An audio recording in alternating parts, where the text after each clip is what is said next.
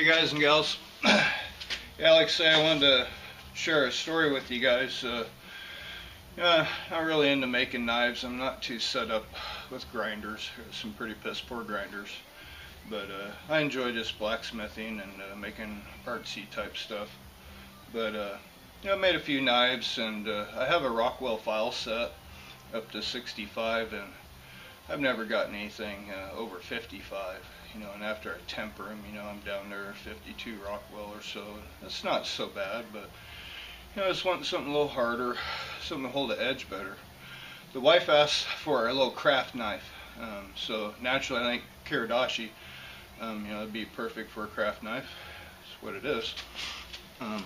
So I wanted to get a little better at my heat treating, and I did. And here's the little knife I built her. Just a small little Kiridashi. Use some sort of scale here. She's about 5 inches long. And my wife's got very small hands, so I thought that would be ideal for her. It kind of holds in your hand like so. But when I harden this is 5160 coil spring. When I hardened this, I polished it to a 800 grit, and my 65 Rockwell file would not even touch it. Yeah, pretty awesome, man. This little sucker got hard. What I did, I got my little funky forge here. I hooked up my forced air manifold I built to my burners. I come around here and I stuffed that dude, once I got the temps, with a leather glove.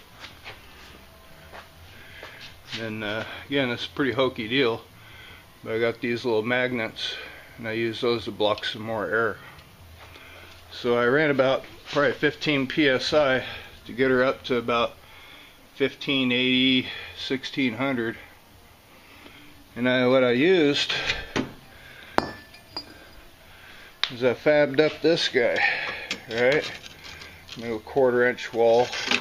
And I put him in the forge, all the way in, and then slide my little knife or chisels and punches into that guy, so I don't have the burners just blasting it, getting it too hot.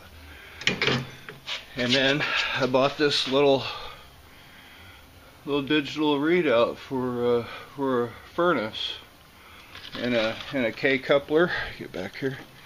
So I just take this little K coupler and slide it in there, and then once I hit about 1610, 1620 or so, I stuffed this, blocked that air off, and I started really getting a nice yellow dragon's breath out of the front of this forge, but the temperatures were climbing too much still. I'm down to about 2-3 psi. So then I grabbed these magnets, I'm just leaving them here now, and block these off some, and then the dragon's breath just started rolling, man. Them big old yellow flames coming out of there, and this guy just hung out there like 1605, 1608, and just hung out there for about 2 minutes. And then sorry, I'm spin you around. I got my little quench tank here. I dropped a few rods in there hot, and I used a candy thermometer, and I took that to about 130, had about 140, climbed up to 140, and then I ran over there and quenched it. And that gave me over 65 Rockwell. And I tempered it down at 380 for an hour 2 times. And the 65 Rockwell will scratch it now, and the 60 doesn't. So since it is just a little craft knife and we want to just have it really crazy sharp and stay that way, I'm leaving it like that. I haven't tried dropping it to see if it'll break. I haven't tried cutting any copper wire to see if it'll chip. I'm just going to let the wife use it and enjoy it. While we're shooting video, I have to show this guy off. Look at this. A major rare find. Oh my gosh. I about peed down my leg. It's a hollow cast cone anvil, 12-inch diameter, 56 inches tall. It doesn't have the groove down it, and the end's kind of boogered up here, but hey, who frickin' cares, right? Because I got a horn. Take care of that little bit smaller stuff. Then I built me a little mini bic. Take care of the real small stuff. Customer of mine knows I've been smithing, and his dad is a blacksmith. He's helped me out with a tremendous blacksmith library. I'll have to shoot a video of that, show you guys my blacksmith library. It's huge.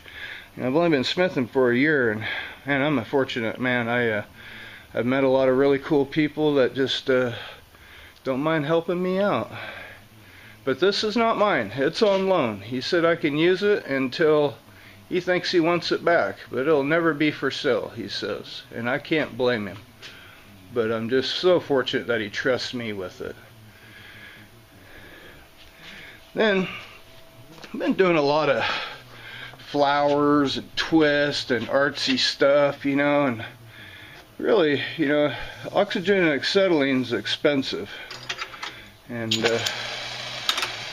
so I've been wanting one of these guys for a while.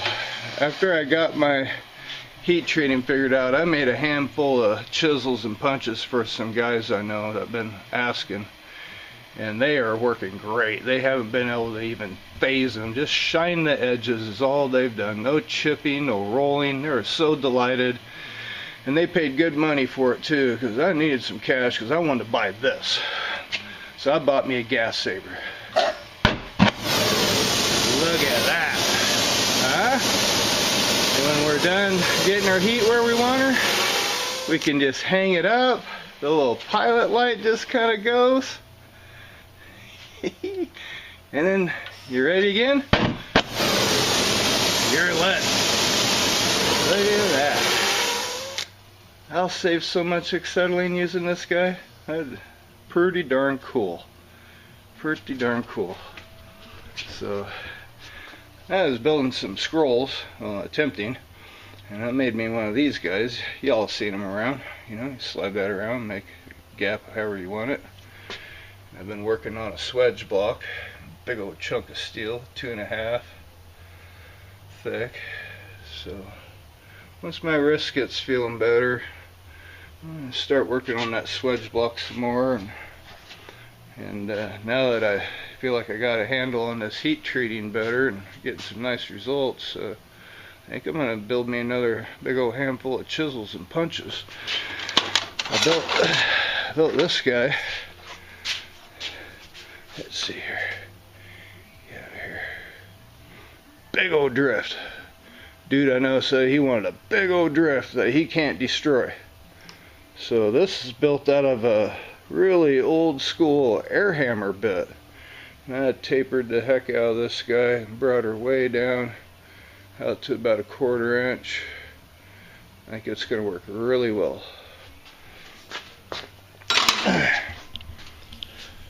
So, thanks for watching, guys. That's what I wanted to share with y'all.